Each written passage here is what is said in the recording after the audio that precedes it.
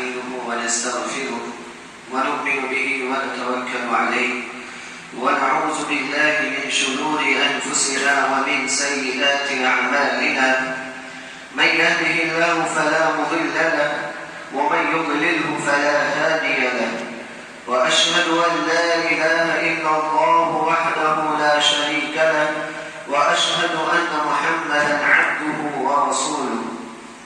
يا أيها الذين آمنوا اتقوا الله حق تقاته ولا تموتن إلا وأنتم مسلمون.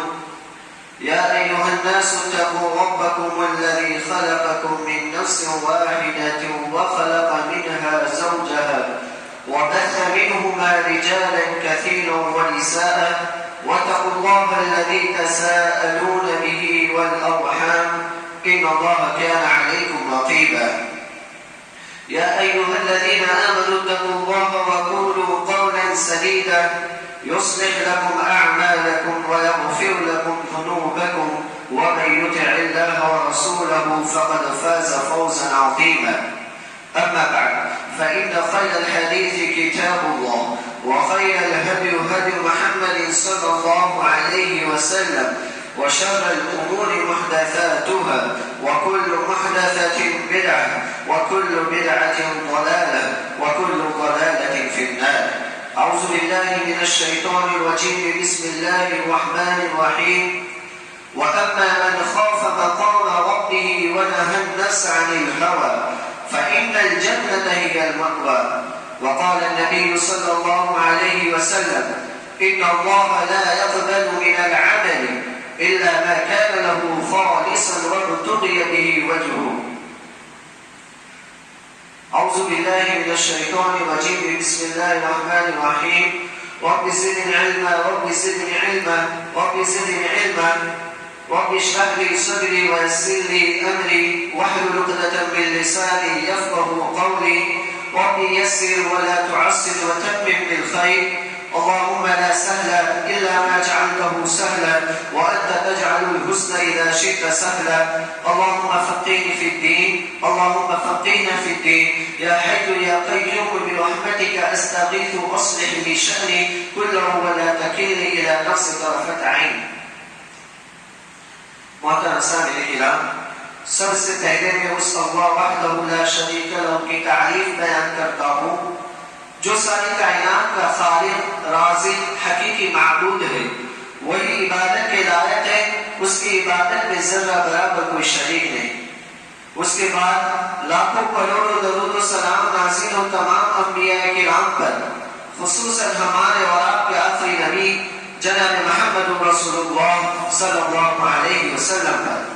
حاضرین، میں نے آج کے خطبے میں جو عنوان متعین کیا ہے وہ یہ ہے کہ عشرہ ذی الحجہ سے ہمیں کیا پیغامات ملے. عشرہ ذی الحجہ ہمیں کیا پیغام دینا چاہتے تھے.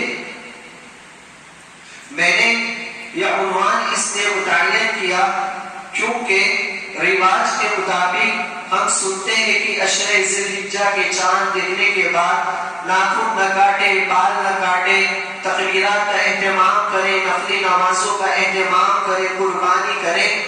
لیکن اس کے اندر اللہ رب العالمین ہمیں کون سے پیغامات دینا چاہتا ہے؟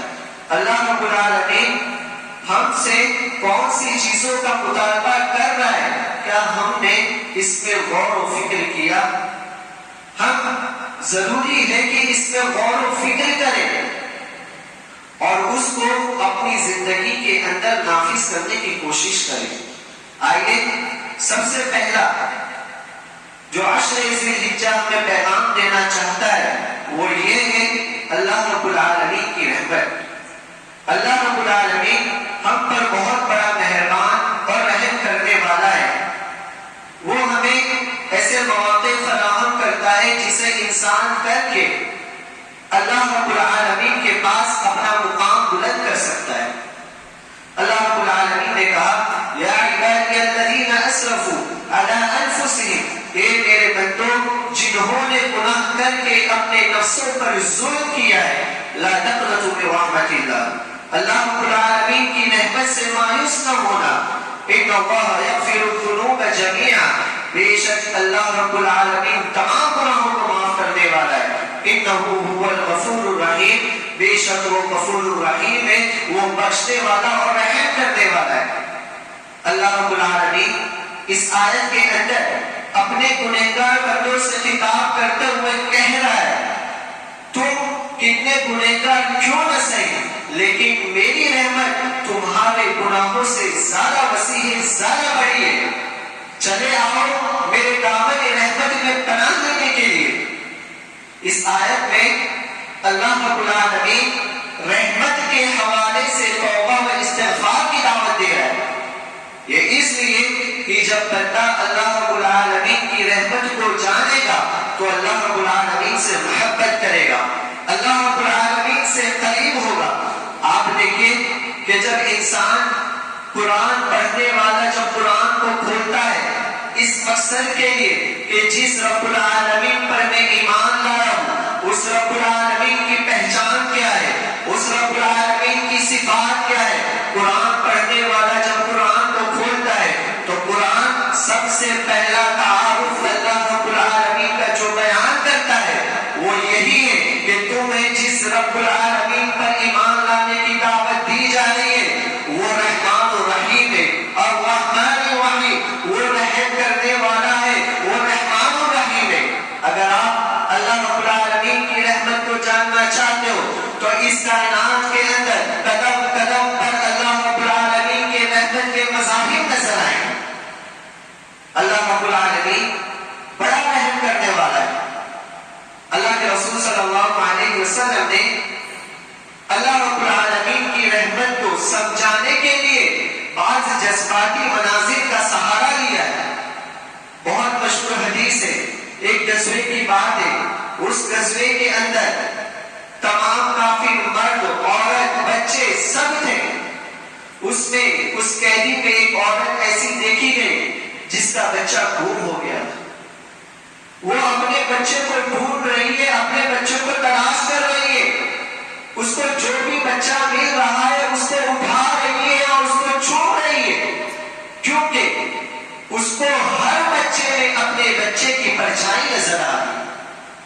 صحابہ کرام رضی اللہ عنہم اجمعین یہ منظر دیکھ رہے تھے. بالآخر اس کو اپنا بچہ مل گیا، اس کو اٹھا لیتی ہے، اس کو اپنی گود میں لے لیتی ہے، اس کو اپنے سینے سے لگاتی ہے، اس کو خود سے چمٹا لیتی ہے اور خود اس سے چمٹ جاتی ہے. صحابہ کرام رضی اللہ عنہم اجمعین یہ جذباتی منظر دیکھ رہے تھے. رسول اللہ صلی اللہ علیہ وسلم نے صحابہ کرام سے کہا کہ یہ عورت جس جذبے سے اپنے بچے کو تلاش کر رہی تھی، بچہ ملنے کے بعد جس محبت سے اس کو اپنی گود میں لے لیا، اپنے سینے سے لگا لیا، کیا یہ عورت اس بات کو پسند کرتی ہے کہ اپنے بچے کو آگ میں ڈال دے؟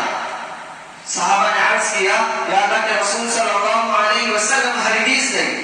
اللہ کے رسول صلی اللہ علیہ وسلم نے کہا یقین کرو کہ اللہ رب العالمین اس سے زیادہ کہیں مہربان ہے. یہ ماں جس طرح اپنے بچے کو تلاش کرنے کے بعد اس وقت یہ ماں اپنے بچے پر جس قدر مہربان ہے اس سے کہیں زیادہ اللہ رب العالمین اپنے بندوں پر مہربان ہے. نمبر 2، نفسانی خواہشات سے اجتناب. ابن آدم، ابی آدم کی اولاد اور یاد رکھو اگر تمہیں دنیا و آخرت کی کامیابی چاہتے ہو تو تمہیں اپنے نفس سے لڑنا ہوگا. اگر تم دنیا و آخرت میں کامیابی چاہتے ہو تو اپنے نفس کو کچلنا ہوگا. اگر تم اللہ رب العالمین کے مقرب بندے بننا چاہتے ہو تو تمہیں اپنے نفس کو مسلنا ہوگا. اس لیے کہ دنیا و آخرت میں کامیابی اس کو نہیں ملتی ہے جو اپنے نفسانی خواہشات کی پیروی کرتا ہو. اور ان عشرہ ذی الحجہ کے اندر ہمیں یہی پیغام دیا گیا ہے کہ جب عشرہ ذی الحجہ کا چاند دیکھ لیا جائے، جب ذی الحجہ کا چاند دیکھ لیا جائے تب اپنے ناخن اور بال کاٹنے سے رک جائے. انسان کا نفس کہتا ہے کہ وہ ناخن کاٹے لیکن وہ رک جاتا ہے. کیونکہ اللہ رب العالمین کا حکم ہے. انسان کا دل کہتا ہے کہ وہ اپنے بال کاٹے لیکن وہ رک جاتا ہے. کیوں؟ کیونکہ اللہ رب العالمین کا حکم ہے اپنی نفسانی خواہشات پر روک لگاتا ہے، اور اللہ رب العالمین ہم سے پوری زندگی یہی چاہتا ہے کہ ہم اپنی نفسانی خواہشات سے اجتناب کریں. اور جو شخص اپنی نفسانی خواہشات کا غلام ہو گیا تو دنیا و آخرت اس کی تباہ و برباد ہو گئی. میں آپ کو مثال دے کر سمجھاتا ہوں کہ ایک 10ویں جماعت کا طالب علم ہے، ایک ودیارتھی ہے. اگر اس کو وہ چاہتا ہے کہ مجھے SSC میں اچھے نمبرات سے کامیاب ہو جاؤں، لیکن وہی اس کا دل کہتا ہے کہ میں پڑھوں نہیں، میں پڑھائی نہ کروں، اور وہ اپنے نفسانی خواہشات پر عمل کرتے ہوئے وہ پڑھائی نہیں کرتا، تو آپ مجھے بتائیے کیا ایسا شخص یا کیا ایسا شخص امتحان میں اچھے نمبروں سے کامیاب ہو سکتا ہے؟ ہرگز نہیں. انسان کی آخرت بھی برباد ہو جاتی. دیکھیے کیسے دھندے میں ایمانداری سے کام کرنے کو کہا گیا، لیکن نفسانی خواہشات یہ کہتی ہے، ہمارا نفس یہ کہتا ہے کہ ہم چند پیسے کمائیں، اور چند پیسے کمانے کے لیے ہم ڈنڈے مارتے، ترازو میں کمیاں بھی کرتے، اس کی آخرت بھی خراب ہو جاتی. جو شخص اپنی نفسانی خواہشات پر قابو پاتا ہے، اللہ رب العالمین نے اس کے لیے جنت تیار کی ہے. اللہ رب العالمین نے کہا وَأَمَّا مَنْ خَافَ مَقَامَ رَبِّهِ وَنَهَى النَّفْسَ عَنِ الْهَوَىٰ فَإِنَّ الْجَنَّةَ هِيَ الْمَأْوَىٰ. جو شخص اپنے رب کے سامنے کھڑے ہونے سے ڈرا اور اپنی نفسانی خواہشات سے روکے رہا، اس کا ٹھکانہ جنت ہے. نفسانی خواہشات جنت سے دور اور جہنم سے قریب کرتی ہے. اللہ کے رسول صلی اللہ علیہ وسلم نے فرمایا حفت الجنت بالمکارہ وحفت النار بالشہوات، کہ جنت کو ناپسندیدہ کاموں سے ڈھانپ دیا گیا ہے، اور جہنم کو نفسانی خواہشات اور شہوتوں اور پسندیدہ کاموں سے ڈھانپ دیا گیا ہے. تو اگر جو انسان نفسانی خواہشات پر عمل کرتا ہے تو وہ جنت سے دور ہوتا ہے اور جہنم سے قریب ہوتا ہے. حاضرین، سب سے بہترین جہاد نفس سے جہاد کرنا ہے. اللہ کے رسول صلی اللہ علیہ وسلم نے کہا کہ سب سے بہترین جہاد انسان کا وہ ہے کہ وہ اپنی نفسانی خواہشات سے جہاد کرے. علامہ ابن تیمیہ رحمہ اللہ اس حدیث کی تشریح کرتے، جس شخص نے اپنے نفس پر غلبہ پا لیا، اس کو عزت مل گئی اور اقتدار اس کا مقدر بن گئی، اور جس شخص پر نفسانی خواہشات نے غلبہ پا لیا تو ذلت و رسوائی اس کا مقدر ہو گئی. نمبر 3، ان 10 دنوں کے اندر ہم سے کہا گیا کہ اللہ رب العالمین کا ذکر کرو، نفل نمازیں پڑھو، تسبیحات کا اہتمام کرو. تو ان 10 دنوں میں ہی صرف ہمیں نہیں کرنا ہے، بلکہ اللہ رب العالمین ہمیں پیغام دینا چاہتا ہے کہ جس طرح ان 10 دنوں کے اندر تم نے کثرت کے ساتھ اللہ رب العالمین کا ذکر کیا ہے، اسی طرح پوری زندگی تمہیں اللہ رب العالمین کا ذکر کرنا ہے. اللہ رب العالمین نے فرمایا الذین آمنوا اذکروا اللہ ذکرا کثیرا وسبحوہ بکرۃ واصیلا. اے ایمان والو، اللہ رب العالمین کا ذکر کثرت کے ساتھ کرو اور صبح شام اللہ رب العالمین کی تسبیح بیان کرتے رہو. دیکھیں کہ انسان کو اگر دل کا سکون چاہیے، اگر اس کی روح کو غذا چاہیے، انسان دل کے سکون حاصل کرنے کے لیے کیا سے کیا نہیں کرتا. کوئی ٹی وی دیکھتا ہے، کوئی ہر سنڈے کو ہوٹلوں پہ جا کے کھانا کھاتا ہے، کوئی دور دراز کا سفر کرتا ہے پکنک منانے کے لیے. لیکن اللہ رب العالمین نے کیا کہا کہ اگر تم اپنی روح کی خوراک کو تلاش کر رہے ہو، اگر تم دل کا سکون چاہتے ہو تو سنو، تمہارے دل کو سکون کہاں ملے گا؟ الذین آمنوا بذکر اللہ تطمئن القلوب. اے ایمان والو، تمہارے دلوں کا سکون اللہ رب العالمین کے ذکر میں ہی ہے. تو اللہ رب العالمین کا ذکر کرو، تمہارے دلوں کو سکون حاصل ہوگا. اور اللہ رب العالمین ہم پر اتنا مہربان ہے کہ تسبیحات سبحان اللہ، الحمدللہ، لا الہ الا اللہ، اللہ اکبر، یہ اللہ رب العالمین کو سب سے زیادہ پسندیدہ. اور یہ ہر مرد پڑھ سکتا ہے، ہر بچہ پڑھ سکتا ہے، ہر عورت پڑھ سکتی ہے. اور اس کو پڑھنے کے لیے اس کو پڑھنے کے لیے جو ہے انسان کو صرف چند سیکنڈ لگ سکتی ہے، اور اس چند سیکنڈوں کے اندر وہ اللہ رب العالمین کے پاس اپنا بلند مقام کر سکتا ہے۔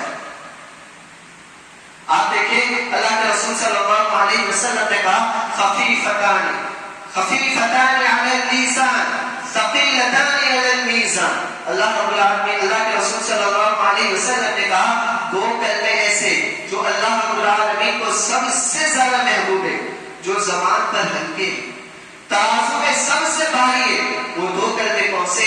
اللہ کے رسول صلی اللہ علیہ وسلم نے کہا سبحان اللہ و بحمدہ سبحان اللہ العظیم۔ یہ عشر ذی الحجہ جو ہمیں پیغام دے گیا وہ اس بات کا کہ ہم اپنی پوری زندگی کے اندر اللہ رب العالمین کا کثرت کے ساتھ ذکر کریں۔ نمبر 4، اللہ رب العالمین نے کہا والفجر ولیال عشر، قسم فجر کی اور ان 10 راتوں کی۔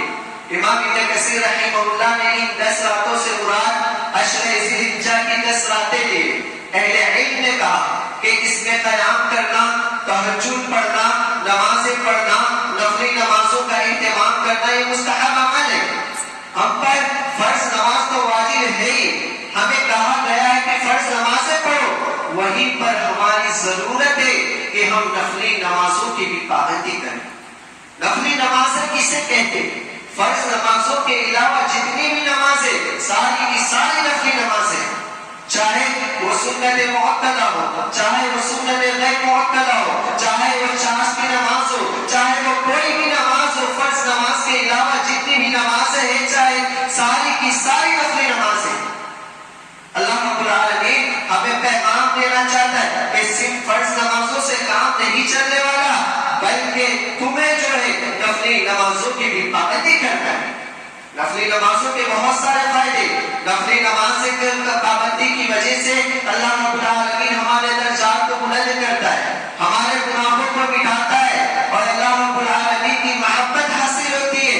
اور انہی نفلی نمازوں کے ذریعے سے اگر کل قیامت کے دن ہماری فرض نمازوں کے اندر کوئی کوتاہی باقی رہ گئی تو انہی نفلی نمازوں کے ذریعے سے پوری کی جائے گی۔ اللہ کے رسول صلی اللہ علیہ وسلم نے کہا کل قیامت کے دن سب سے پہلا حساب نماز کے بارے میں، اگر نماز مکمل ہے تو ٹھیک ہے، ورنہ نماز کے اندر نماز مکمل نہیں ہے، کوئی کوتاہی پائی گئی تو اللہ رب العالمین فرشتوں کو حکم دے گا کہ اس کی زندگی کے اندر دیکھو کہ نفلی نمازوں کا اہتمام کیا ہے یا نہیں کیا ہے۔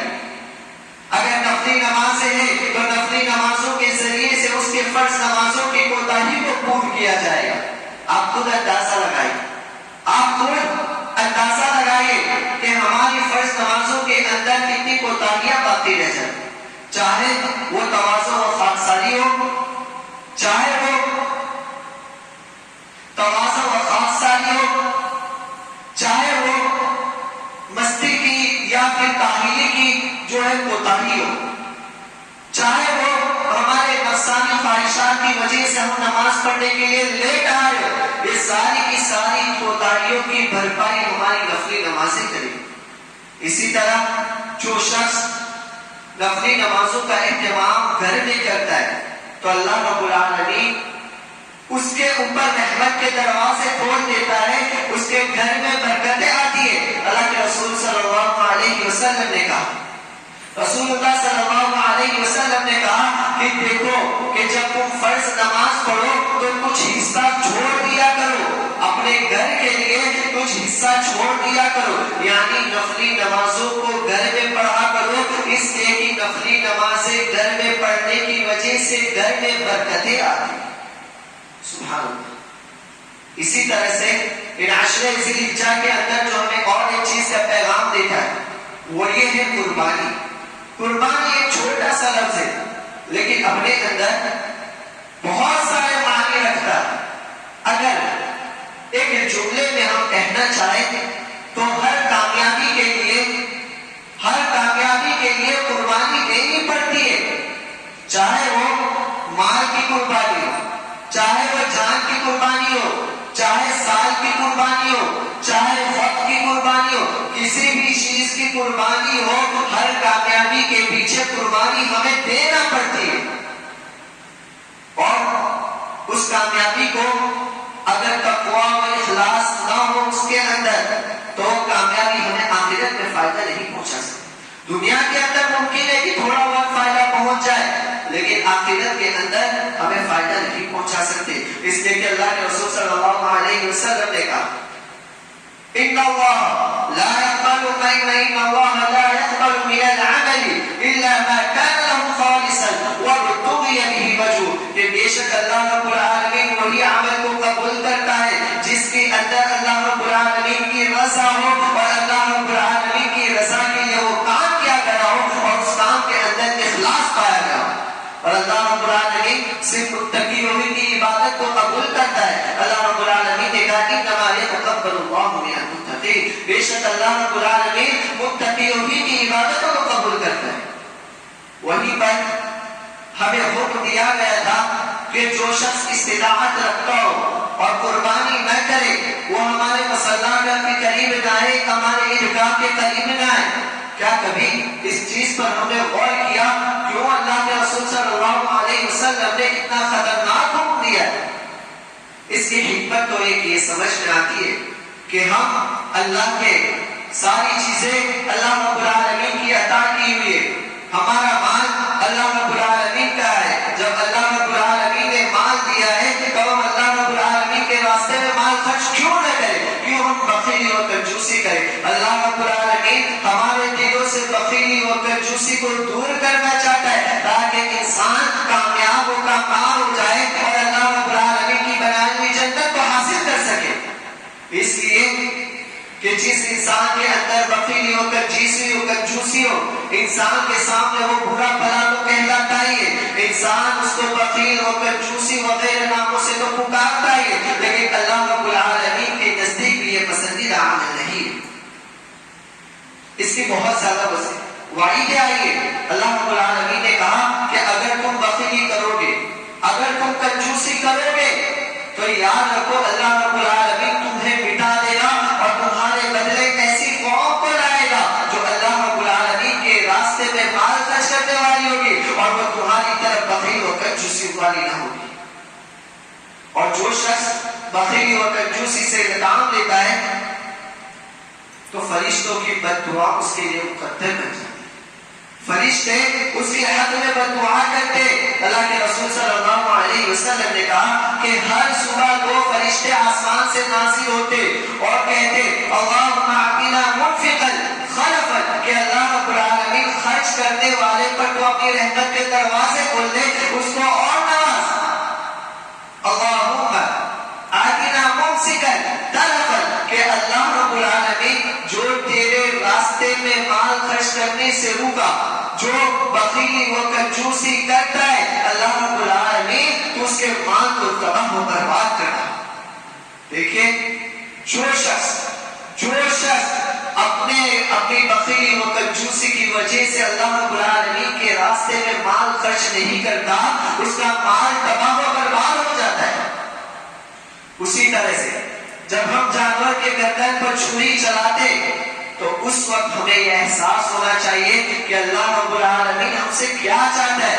اللہ رب العالمین ہم سے یہ چاہتا ہے کہ جس طرح تم نے اپنے قربانی کے جانور پر چھری چلائی ہے اسی طرح تم اپنے نفسانی خواہشات پر اور اپنے تکبر پر جو ہے چھری چلاؤ. اگر تم انا کو فنا نہ کرو گے تو یہی انا اور یہی تکبر تمہیں ایک دن فنا کر کے رکھے.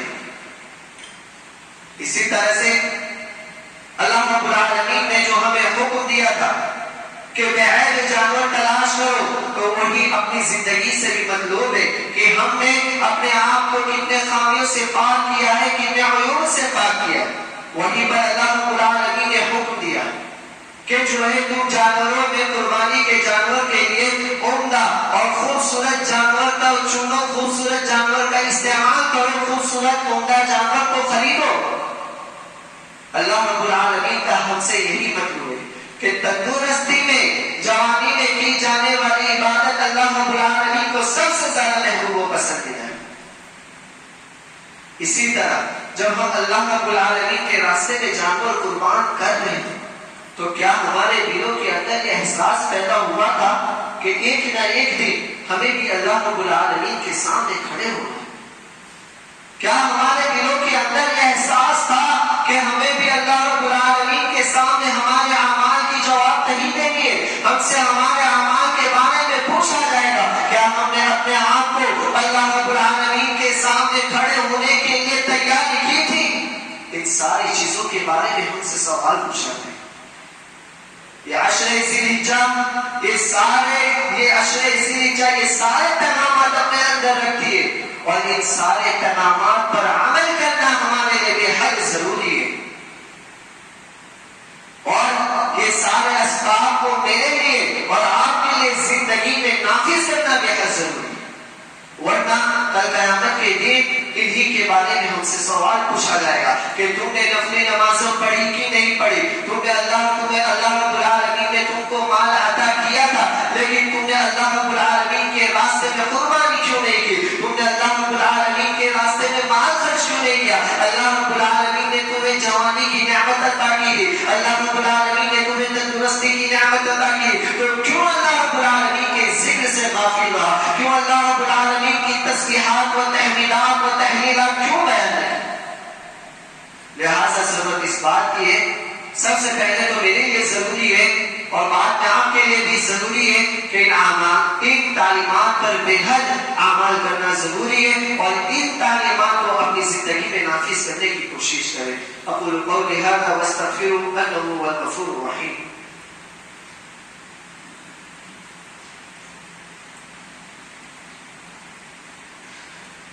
إن الحمد لله نحمده ونستعينه ونستغفره ونؤمن به ونتوكل عليه ونعوذ بالله من شرور أنفسنا ومن سيئات أعمالنا إن الحمد لله نحمده ونستعينه ونستغفره ونؤمن به ونتوكل عليه ونعوذ بالله من شرور أنفسنا ومن سيئات أعمالنا من يهده الله فلا مضل له ومن يضلل فلا هادي له وأشهد أن لا إله إلا الله وحده لا شريك له وأشهد أن محمدا عبده ورسوله أما بعد فإن خير الحديث كتاب الله وخير الهدي هدي محمد صلى الله عليه وسلم وشر الأمور محدثاتها وكل محدثة بدعة وكل بدعة ضلالة وكل ضلالة في النار۔ أعوذ بالله من الشيطان الرجيم، بسم الله الرحمن الرحيم۔ إن الله وملائكته يصلون على النبي يا أيها الذين آمنوا صلوا عليه وسلموا تسليما اللهم صل على محمد وعلى آل محمد كما صليت على إبراهيم وعلى آل إبراهيم إنك حميد مجيد اللهم بارك على محمد وعلى آل محمد كما باركت على إبراهيم وعلى آل إبراهيم إنك حميد مجيد اللهم انصر الإسلام والمسلمين واخذل الكفر والمشركين ودمر جميع أعداء الدين اللهم انصر من نصر دين محمد صلى الله عليه وسلم واجعلنا منهم عباد الله رحمني ورحمكم الله إن الله يأمر بالعدل والإحسان وإيتاء ذي القربى وينهى عن الفحشاء والمنكر والبغي يعظكم لعلكم تذكرون اذكروا الله يذكركم وادعوه يستجيب لكم ولذكر الله أعلى وأجل وأنتم وكبر الله يعلم ما تصنعون.